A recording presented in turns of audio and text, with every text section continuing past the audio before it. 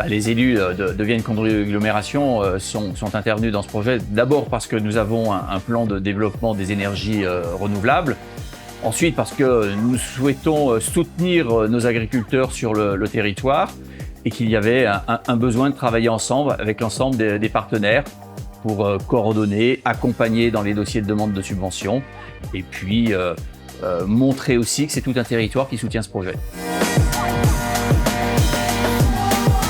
Aujourd'hui, c'est un site qui produit 150 normaux mètres cubes/heure.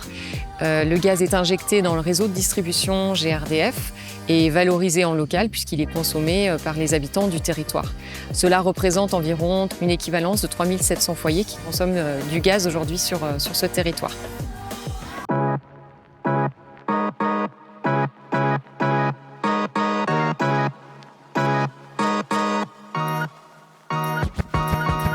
Agrometa, c'est un outil pour nos exploitations qui nous permet de valoriser nos couverts intermédiaires à vocation énergétique, nos effluents d'élevage à répondre à des problématiques de mise aux normes. Ça nous permet de produire de l'énergie verte qui est redistribuée sur le territoire et ça nous permet également d'avoir du digestat à disposition pour fertiliser nos parcelles.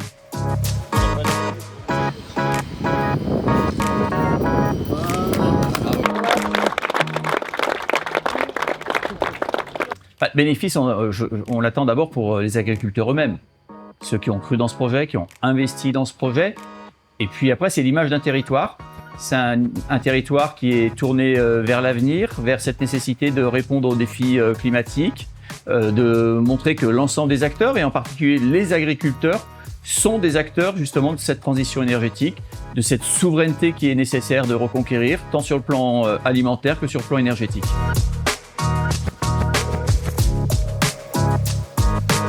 Alors, la région, elle a pris la décision d'accompagner ce projet Agrometa parce qu'il remplit tous les critères de la région, les critères de sélection, et notamment dans le cadre de la charte Ambition Biogaz de 2028.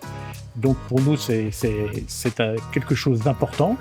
Et on a aussi d'autres projets à soutenir sur l'ensemble de la région, notamment de méthaniseurs. Et on va dire que c'est le futur parce que automatiquement, après, on peut avoir des énergies indépendantes et renouvelables. C'est l'avenir.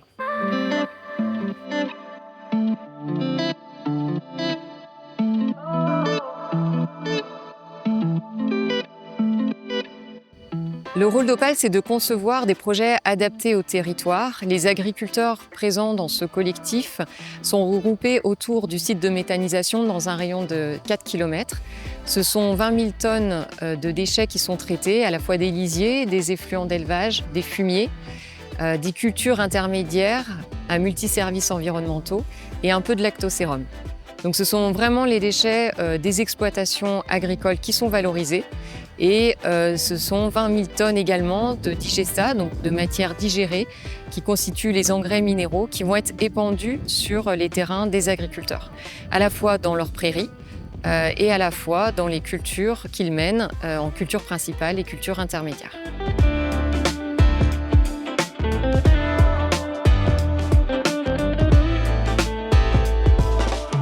Le choix du collectif, c'est vraiment pour apporter un outil à un ensemble d'exploitations agricoles. Ça nous permet aussi d'avoir une installation à un coût qui est plus faible. Ça nous permet également d'avoir une vie de groupe et à plusieurs, on est plus fort.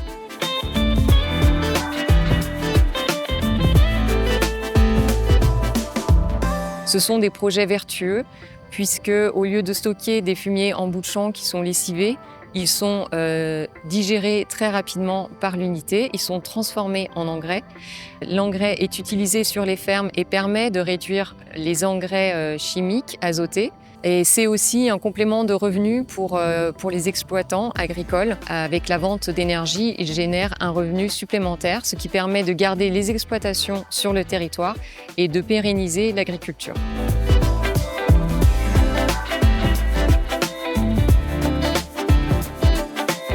Le site d'Agrometa à Ézin-Pinay permet aux exploitations d'avoir un outil qui est la suite de leur ferme et de pouvoir recycler leurs déchets en un digestat, un engrais naturel.